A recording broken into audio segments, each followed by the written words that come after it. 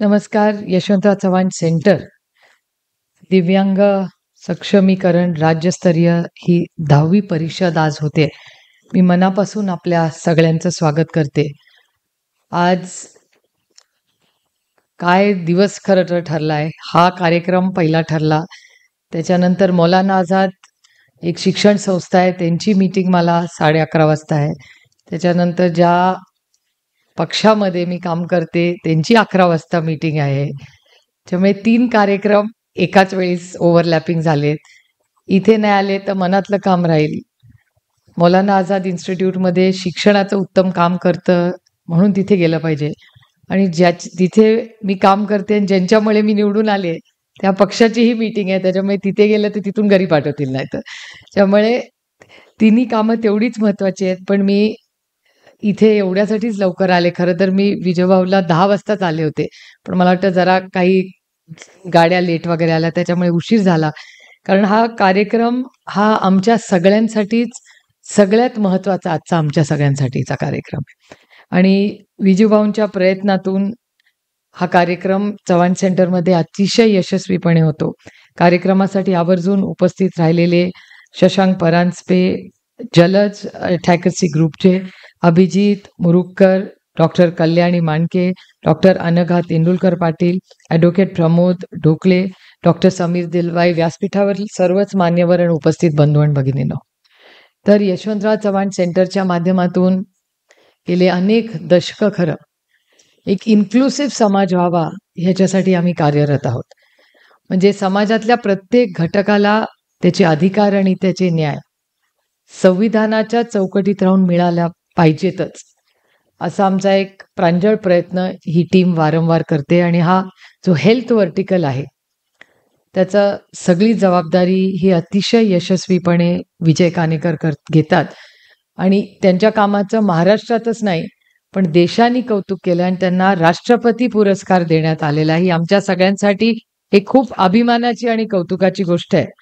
आणि हे करत असताना ज्याचा उल्लेख ताईंनी केला की डॉक्युमेंटेशन हे GR हे काढले जातात. आम्ही अनेक वर्ष सत्तेत राहिलो, विरोधात राहिलो. GR आमच्यासाठी पॉलिसी मेकरसाठी सगळ्यात प्रिय कागद असतो. की आम्हाला वाटतं की GR काढला म्हणजे आता कामं यशस्वीपणे होणार. पण खरंच ते शेवटच्या माणसापर्यंत जातात का, हा एक खूप मोठा प्रश्न आणि एक आव्हान आपल्या समोर आहे. GR एका ठिकाणी नाही आणि ते काम तुम्हाला करावं लागतंय हे खरं तर धक्कादायक आहे. कारण प्रशासन कशासाठी असतं? आपल्याकडे एक नवीन कल्चर या देशात म्हणण्यापेक्षा राज्यात सुरू झालेलं आहे. राज्यामध्ये मला गंमत वाटते जेव्हा कॅबिनेटमधले एक मंत्री म्हणतात की माझ्या हातात ताकदच नाही राहिली, माझा PA पण मला ठरवता येत नाही. त्याच्यावर माननीय मुख्यमंत्री असं म्हणतात की तो अधिकार माझाच आहे, मी देईल त्याच्याबरोबर काम करायला. हे पॉलिटिकली मला खूप ऐकायला गमतीशीर वाटलं आणि मला आनंदी झाला, कारण का मला सोयीचं होतं ते विरोधक म्हणून. पण ॲट द सेम टाइम प्रत्येक गोष्ट ही विरोधक म्हणून बघायची नसते. मी या भागाची एक लोकप्रतिनिधी आहे. जर या राज्याच्या मुख्यमंत्र्याला त्याच्या स्वतःच्या मंत्रिमंडळातल्या कॅबिनेट मंत्र्याला हे सांगत वाच असेल तर हे खरंच दुर्दैवी आहे. कारण माझं म्हणणं आहे की PA किंवा सेक्रेटरी या कोण ठेवायचा तुमचा पर्सनल तुम्ही स्वतः चॉईस करा. इथे तुम्ही निवडून आमच्या आयुष्यात चांगला बदल घडवण्यासाठी आलेला आहात. OSD कोण होईल हे महत्त्वाचं नाही आहे, तुमच्या डिपार्टमेंटमध्ये काय काम चाललंय हे बघण्यासाठी तुम्ही तिथे बसलेले आहात. मी कुणावर वैयक्तिक टीका करत नाहीये, पण मला अस्वस्थता वाटते अशा गोष्टी. आता तुम्ही OSD कोण ठेवायचा ह्याचा आमचा काय संबंध? म्हणजे ह्याची बातमी होतेच, ह्याच्यातच आपलं अपयश आहे मला विचारायचं. त्याच्यामुळे एखाद्या GR मध्ये GR एका ठिकाणी आणण्याचं काम जे अभिजित तुम्ही बोलला तुमच्या भाषणामध्ये, हे आपल्याला एक थर्ड पार्टी म्हणून करावं लागतंय. याच्यातूनच प्रशासन हा डिपार्टमेंट असेल, विजय तुम्हीही म्हणला की डिपार्टमेंट वेगळं काढून आपल्याला काय मिळालं असं नसतं. डिपार्टमेंट काढण्यामागे कुठलंही सरकार असू दे, त्यांचं असू दे किंवा आमचं असू दे, इंटेन्शन खरंच सगळ्या सरकारची चांगली असतात. मी कधीच म्हणणार नाही की ते वाईट आणि आम्ही चांगले. आणि मी इतकं पण भाषण करणार नाही की 60 वर्षात आम्ही काय केलं असं नाही. माझं म्हणणं आहे की प्रत्येक सरकार काही ना काहीतरी चांगलं करत असतं, पण त्याच्यात ती प्रायोरिटी किती असते हा एक मोठा मुद्दा आहे. म्हणजे कालच मी माझं उदाहरण देते. काल मी या केंद्र सरकारमध्ये होम कमिटीवर मी काम करते. होम कमिटी असते. सगळ्या खासदारांना एक डिपार्टमेंटची कमिटी दिली असते. तर मला होम कमिटी दिलेली आहे, जी अर्थातच तुम्हाला माहिती आहे एक महत्त्वाची कमिटी आहे. त्या कमिटीमधला रिपोर्ट असा होता, की केंद्र सरकारने असा निर्णय घेतलाय, मनमोहन सिंग साहेब प्रधानमंत्री असताना, की या देशातल्या सगळ्या डिपार्टमेंट्सनी 10% निधी हा नॉर्थ ईस्टला दिलाच पाहिजे. सगळ्या डिपार्टमेंट्सनी. म्हणजे या देशात जेवढी डिपार्टमेंट्स आहेत त्याचे 10% जो बजेट आहे केंद्र सरकारचा ते कंपल्सरी नॉर्थ ईस्टला डेव्हलपमेंट मेकअप करण्यात म्हणजे त्यांचा जो गॅप आहे ते भरून काढण्यासाठी आहे. त्याचा आम्ही आढावा काल घेतला. अर्थातच अपेक्षित एवढं यश त्यांना आलेलं नाही, कारण का अनेक त्याच्यात कारणं आहेत. आता मी त्याची डिटेल टीका इथे करत बसणार नाही. पण मला गंमत याची वाटली, की आता बघा त्या काळामध्ये मनमोहन सिंग साहेबांनी विचार करूनच तो डोनर डिपार्टमेंट काढला. त्याला डोनर म्हणतात, डिपार्टमेंट ऑफ नॉर्थ ईस्ट. त्यांना 10% हा निधी कंपल्सरी देतं, केंद्र सरकारही देतं. पण ते खर्च होतात का राज्यात अंमलबजावणी? मग मणिपूरसारखी घटना होते, तिथून हजारो लोक डिस्प्लेस होतात. मग एवढा जो निधी केंद्र सरकारचा जातो, मग तो मणिपूरला जात नाही का? मग मणिपूरमधले लाखो लोक डिस्प्लेस होतात. आता मुंबई तुम्हाला वाटतं मणिपूर इतका लांब आहे, पण तिथलेच मणिपूरचे लोक आज महाराष्ट्रात सगळीकडेच कामासाठी येत आहेत. तशीच परिस्थिती खरं त्याचा पॅरल मी ड्रॉ करते आपली झालेली आहे. की आपल्यासाठी वेगळं डिपार्टमेंट का काढलं, की आपले प्रश्न सुटण्यासाठी ते डिपार्टमेंट काढलं. बजेट आहे का? तर आहे. शेवटची ती यंत्रणा ती चालत नाही. ह्याच्यासाठी आपण काय केलं पाहिजे? आता आंदोलन वगैरे ते काय त्याच्यासाठी आपण इथे नाही बसलेलो. पण इफेक्टिव्हली जर आधार कार्ड असेल किंवा आता सगळंच डायरेक्ट बेनिफिट ट्रान्सफर तुमच्या अकाउंटला होतं. तर ह्याच्यासाठी आज तुमच्या चर्चेमधून असं काही करता येईल का, की आज जे तुम्हाला जी-आरसाठी आणि अधिकारासाठी लढावं लागतंय, ते सगळं हा डिपार्टमेंट 100% डायरेक्ट बेनिफिट ट्रान्सफरवर चालू शकतो का? आणि चालतो आहे का? आणि नसेल तर का नाही चालत? आणि चालत असेल तर मग आपण चर्चा कसली करतोय? म्हणजे कॉक्लिअर इम्प्लांटबद्दल तुम्ही म्हणताय, त्याच्यासाठी निधी नेहमीच कमी पडतो. मग त्याचा बजेट किती ठेवलेला आहे? आणि बजेट जर ठेवलं असेल, तर ते किती एक्झॉस्ट होतं बजेट? ह्या सगळ्या गोष्टीची चर्चा आपण करायलाच पाहिजे. इन्फ्रास्ट्रक्चर, मी मेट्रोच्या विरोधात नाही. मी इन्फ्रास्ट्रक्चरसाठी आहे. पण मेट्रो करायला जर हजारो कोटी रुपये या सरकारकडे आहेत, ते कॉक्लिअर इम्प्लांटसाठी दरवर्षी 1,00,000 मुलांना जर ऐकून त्यांच्या आयुष्यात एक मोठा बदल होणार असेल, तर असा किती खर्च येईल त्याचा? म्हणजे एक लाईन करायला 18,000 कोटी लागतात, एक मेट्रोची. त्यातून परवा ते स्विस गव्हर्नमेंटचं काय झालं त्याच्यात मी पडतच नाही. आता तो एक वेगळा विषय आणखीन आहे. तो तुम्ही सगळ्यांनी वाचलाच असेल. पण हाय प्रायोरिटी फॉर व्हॉट? प्रत्येक सरकारची प्रायोरिटी काय आहे? इन्फ्रास्ट्रक्चरचा आनंद आहे आम्हाला. ब्रिज झाला तर आपल्याला कमी ट्रॅफिक लागेल. पण त्या ब्रिजवरनं जाणाऱ्या व्यक्तीच्या आयुष्यात जर बदल होणार नसेल, तर त्या ब्रिजचा काय उपयोग मला सांगा? मी पुन्हा पुन्हा सांगते, मी इन्फ्रास्ट्रक्चरच्या विरोधात नाही. मी इन्फ्रास्ट्रक्चरच्या बाजूनीच आहे. पण कॉस्ट इन्फ्लेशन जे होतं ना, 40 आणि 50% कॉस्ट इन्फ्लेशन चाललंय. ही माझी लढाई या सरकारबरोबर चालूच आहे. म्हणजे बीड असेल, परभणी असेल, अशाही घटना होतात. वातावरण दूषित होतं. कालच मला जालन्यातून फोन आला. मला आश्चर्य वाटलं खरं तर. आणि त्या माणसाने काय उदाहरण द्यावं मला? तो म्हणला, "ताई, मी जालन्यातून बोलतोय. मला मदत हवी आहे." म्हटलं, "काय?" "नाही, नाही, माझी अवधा आणि बीड सारखी केस आहे आणि इथे पण एक आका झालाय. त्याचा जरा आवरा. मी काय करू?" आता तुम्ही विचार करा, महाराष्ट्रामध्ये असं जर बोललं जात असेल, की जालन्यामध्ये बीडसारखी परिस्थिती आहे. बीडसारखी परिस्थिती म्हणजे अर्थ काय काढायचा मी? म्हणजे एक्स्टॉर्शन हे कल्चर झालंय महाराष्ट्राचं. मग जर एक्स्टॉर्शनवर जर तो माणूस मला बोलत असेल, तर अशा सारख्या सुसंस्कृत म्हणजे आपण आजकाल महाराष्ट्र म्हणजे एक्स्टॉर्शन असंच दुर्दैवानं आपलं इमेज झालंय. त्यांनी दुसरं उदाहरण नाही दिलं मला. त्यांनी मला बीडचंच उदाहरण दिलं. हे किती दुर्दैवी आणि ह्याचंही आत्मचिंतन आपण प्रशासन म्हणून केलं पाहिजे, की आजच्या ह्या तुमच्या दिवसभराच्या चर्चेमध्ये, की ही गॅप कुठे आहे? जर पैसे आहेत आणि शेवटच्या माणसाला ते इम्प्लिमेंट होत नाहीत, तर ही गॅप स्ट्रेंथन करण्यासाठी काय आपल्याला करावं लागेल? ही चर्चा मला तरी एक पॉलिसी मेकर म्हणून तुमच्याकडून अपेक्षित. पुस्तकं आपण काढू, सपोर्ट सिस्टम आपण करू, यंत्रणा सगळी आपण लावू. पण खरंच हे पुस्तक काढणं हे तुमचं काम आहे का सरकारचं काम आहे? एक म्हणजे हा प्रश्न माझ्या मनात येतोच ना, की तुम्ही सगळे GR एकत्र केले. I am very grateful to you about that. पण is this part of your job or is it suppose to be done by the government? आणि प्रत्येक वेळेस GR सोडून नाही व्हायचं. सगळे GR जर वाचत बसला तर तुम्ही काम कधी करणार? GR तुमच्यासाठी नाही, GR त्यांच्यासाठी आहे. त्यांनी ती यंत्रणा चालवायची. ती यंत्रणा नीट चालत नाही म्हणून तुम्हाला GRचं पुस्तक काढावं लागतं. तुमचा काय त्या GRशी संबंध? तुम्ही ऑन फील्ड लोकांना इन्क्लुसिव्ह शिक्षण देण्यासाठी आणि त्यांच्या आयुष्यात चांगला बदल घडवण्यासाठी आहात. सरकार तुमच्यासाठी आहे, तुम्ही सरकारसाठी नाही आहात. सरकार हा तुमचा सेवक आहे, ही जाणीव सरकार विसरले. आणि हा बदल, हा एंटायटलमेंटचा बदल, हे कल्चर आपल्याला बदलायचं. आणि मी खूप प्रांजळपणे मान्य करते. लोकांना असं वाटतं, पण मी तुम्हाला सांगू, मला दिल्लीत काम करताना खरंच त्रास होत नाही.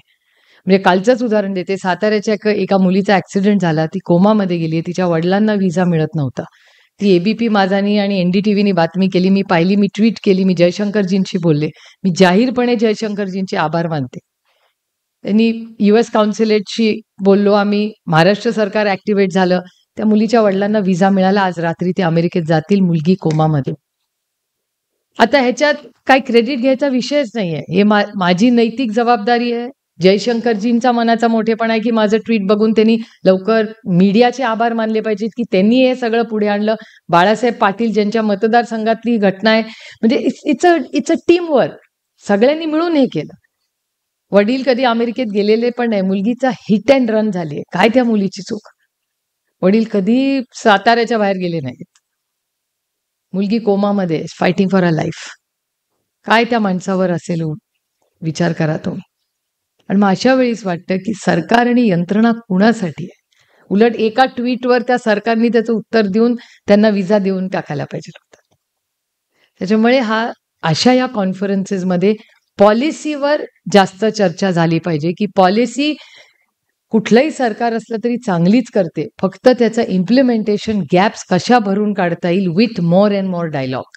जे आपण सरकारशी चर्चा, कारण खरंच तुम्हाला पुन्हा मी सांगते, की केंद्र सरकारमध्ये काम करताना आमची कामं फार वेगाने होतात, कारण का आमचा डायलॉग, तिथे आम्ही काही विरोधक म्हणून काय एकामेकाच्या बसत नाही. आम्ही MEA असेल किंवा रेल्वेज असेल, खरंच चांगल्या पद्धतीने. आता रेल्वेचं माझं रोज भांडण होतं, तो भाग वेगळा. पण तो सुसंस्कृत पद्धतीने. मला स्टॉपेजेस हवे असतात आणि ते म्हणतात स्टॉपेज देणार नाही. आता तो एक भाग वेगळा अजून आहे. पण ते पॉलिसी लेव्हलला आमचे मतभेद आहेत ना.